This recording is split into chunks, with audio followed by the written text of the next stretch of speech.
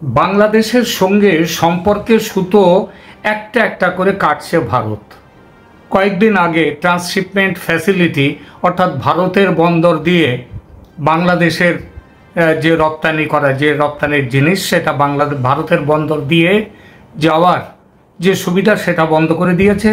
এবার গত দুদিন আগে বন্ধ করে দিল 5,000 কোটি টাকার যে রেলওয়ে সংযোগ প্রকল্প, অর্থাৎ বাংলাদেশের ভেতর দিয়ে সেভেন সিস্টার্স এই যে রাজ্যগুলোয় সেখানে যাওয়ার জন্যে যে এগুলো ছিল সেটা বন্ধ করে দিল। যে প্রকল্পগুলো চলছিল, 5টা প্রকল্প চলছিল, সেটা বন্ধ করে দিয়েছে ভারত।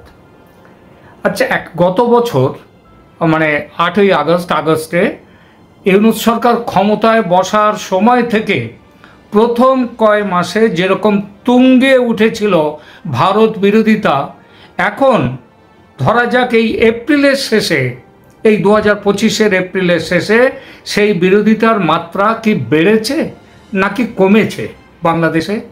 প্রিয় দর্শক, এটা একবার নিজে ভাবুন তো।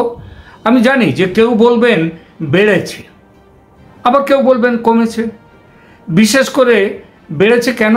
বিশেষ করে ইউনূস চীনে গিয়ে নর্থ ইস্টের 7 রাজ্য নিয়ে যেসব উল্টোপাল্টা কথা মন্তব্য করেছেন, নিজেকে গার্ডিয়ান অফ দ্য ওশান বলে যেভাবে তিনি হুঙ্কার দিয়েছেন, এবং বাংলাদেশকে চীনের অর্থনীতির একটা এক্সটেনশন হিসেবে ধরে নিয়ে বাংলাদেশের ওপর দিয়ে নর্থ ইস্টের ভারতীয় রাজ্যগুলিতে যাওয়ার যে আহ্বান করেছেন, এইসব কথাগুলো যে শুধুমাত্র কি বলবো, শ্রুতিকটু তাই নয়, শ্রুতিকটু শুধু তাই নয়, এগুলো অত্যন্ত অন্যায় কথা, ভালো কথা নয়। ভারতের রাগ হওয়াটা স্বাভাবিক, তাই না? এর সঙ্গে আবার পাকিস্তানের সঙ্গে বাংলাদেশের মাখামাখির কথাটাও ধরুন। সুতরাং কেউ যদি বলেন ভারত বিরোধিতা বেড়েছে, তাহলে তিনি বলতেই পারেন, কিন্তু একটু তলিয়ে দেখলে বুঝতে পারবেন পাকিস্তানের সঙ্গে মাখামাখিটা হওয়ার পরেও ভারত বাংলাদেশের বিরুদ্ধে বাণিজ্য সম্পর্ক কেটে দেওয়ার কোনো ব্যবস্থা নেয়নি, সম্পর্ক রক্ষা করেছে। এই যে ট্রান্সশিপমেন্ট ফ্যাসিলিটি, সেটাও বাংলাদেশকে দিয়ে রেখেছিল ভারত। সুতরাং তখন এগুলো কিন্তু বন্ধ করেনি। যখন পাকিস্তানের সাথে খুব হবনবিং চলছিল, অস্ত্র ভর্তি জাহাজ আসছিল, তখনও কাটেনি। বাকি থাকে চীনে গিয়ে ইউনূসের ওইসব বাজে কথাগুলো বলা, তাতে ভারত রেগেছে বলে অনেকের বিশ্বাস। কিন্তু সত্যি কি তাই? মনে রাখতে হবে, চীনে ওইসব কথাবার্তা বলার পরেও ব্যাংককে বিমস্টেক বৈঠকের সাইড লাইনে মোদি এবং ইউনূস তারা মিটিং করেছেন, বৈঠক করেছেন। পূর্ব নির্ধারিত বৈঠক নয়, কিন্তু সেদিন সকালেও যে সফরসূচি বেরিয়েছিল মোদির, সেখানেও কিন্তু সেই বৈঠকের কথা ছিল না। তাহলে এই বৈঠকে তবুও শেষ পর্যন্ত বসতে হয়েছে। হ্যাঁ, এটা ঠিক, মোদি বসতে চাননি, তবু বসতে হয়েছে। কেন? কারণ চাপের কারণে। কে দিয়েছে চাপ? স্পষ্ট করে কেউ কিচ্ছু বলেননি কে দিয়েছে চাপ, তবে বোঝাই যায় চাপ এসেছিল আমেরিকার কাছ থেকে। কেন চাপ দিয়েছিল আমেরিকা? কারণ বাংলাদেশ নিয়ে তারা আবার একটা নতুন পরিকল্পনা তৈরি করেছে। এই পরিকল্পনা অনেকটা সেই আগের বাইডেনের আমলের পরিকল্পনা যেটা ছিল তারই এক্সটেনশন, বরং তার থেকে আরও কিছুটা বড় আকারের। কি সেই পরিকল্পনা? সেটাও দুনিয়ার কাছে পরিষ্কার হয়ে গেছে। 24শে মার্চের রাতে এই পরিকল্পনার কথা বলতেই এবং এই পরিকল্পনায় বাংলাদেশকে নিতেই তো সেনাকর্তা জে.বি. ভোয়েল তিনি ঢাকায় এসেছিলেন পরিকল্পনায় মিয়ানমারকে নিয়ে, এবং এই অঞ্চলে আমেরিকার একটি সৈন্য ঘাঁটি গড়া হবে সেটা নিয়ে। আরও আছে একটা খ্রিস্টান রাজ্য গঠন করে এই অঞ্চলের নিজেদের স্বার্থ রক্ষার ব্যাপার আছে। বলা বাহুল্য, এই 3টে কিংবা 3-এর বেশিও যদি থাকে কিছু, কোনোটাই বাংলাদেশের পক্ষেও যেমন শুভ নয়, তেমনি ভারতের পক্ষেও শুভ নয়। আমেরিকার এই পরিকল্পনা ভারত সহজভাবে তাই দেখছে না, দেখতে পারে না। সুতরাং ভারতও তার নিজের মতো করে ব্যবস্থা নেওয়া বা খেলা শুরু করে দিয়েছে। রাশিয়াকে নিমন্ত্রণ করে নিয়ে এসেছে। এই নিয়ে আসাটা কিন্তু ভারতের প্ল্যান। যে কথা দিয়ে শুরু করেছিলাম, বাংলাদেশের রাজনীতিবিদ এবং জনগণের মধ্যে ভারত বিরোধিতা বেড়েছে না কমেছে, এটাই প্রশ্ন ছিল। আমি ব্যক্তিগত ভাবে মনে করি এই ভারত বিরোধিতা কিন্তু বাংলাদেশের মানুষের মধ্যে এটা কিন্তু বাড়েনি তো বটেই, বরং এটা কমেছে।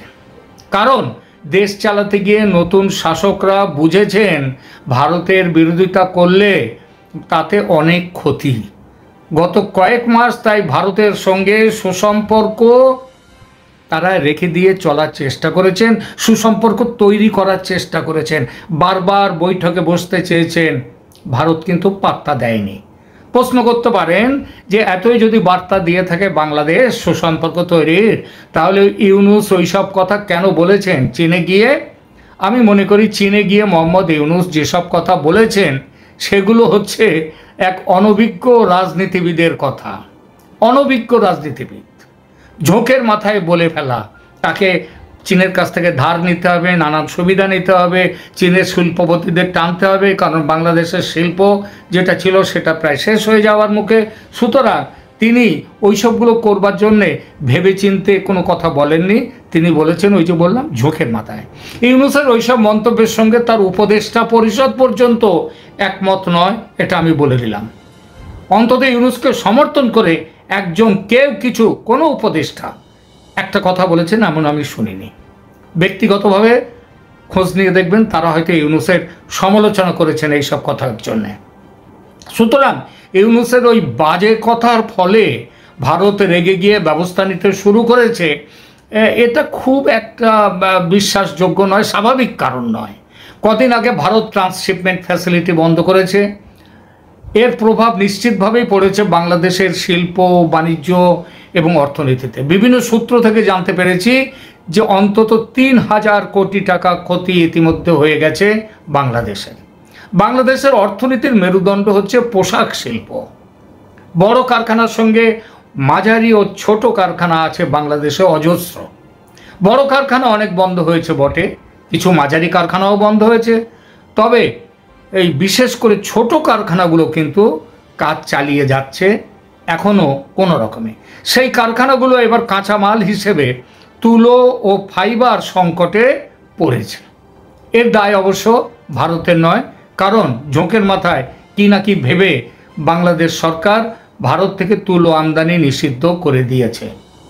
যে কারণটা তাদের নিজেদের দেশের তুলো উৎপাদকদের কথা ভেবে এটা করেছে বলছে, কিন্তু এতে তাদের কোয়ালিটি খারাপ হয়ে যাবে, কারণ কটন কোয়ালিটি যেটা বাংলাদেশ তুলো ব্যবহার হয় সেটা কিন্তু ভারতে তার থেকে কটনের কোয়ালিটি অনেক ভালো। তো যাই হোক, বাংলাদেশে বেকারত্ব যখন রেকর্ড ছুঁয়েছে তখন ভারত গতকাল বন্ধ করে দিয়েছে ওই দু দেশের মধ্যে রেলওয়ে সম্প্রসারণ যেসব প্রকল্পগুলো ছিল সেগুলো বন্ধ করে দিয়েছে।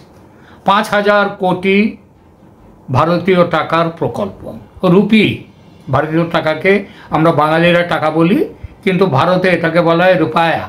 সেই ৫,০০০ কোটি রুপায়ার প্রকল্প বাংলাদেশে চলমান রাজনৈতিক অস্থিরতা এবং নিরাপত্তা পরিস্থিতির কারণে দেশের ভেতর দিয়ে ভারতের উত্তর পূর্ব রাজ্য 7 সিস্টার্স যাকে বলা হয়, সেখানে রেল সংযোগের স্থাপনের জন্য শেখ হাসিনার সঙ্গে ভারতের চুক্তি হয়েছিল এবং সেই লক্ষ্যে নেওয়া একাধিক প্রকল্পের অর্থায়ন এবং নির্মাণ কাজ স্থগিত করে দিয়েছে ভারত, মানে আপাতত বন্ধ।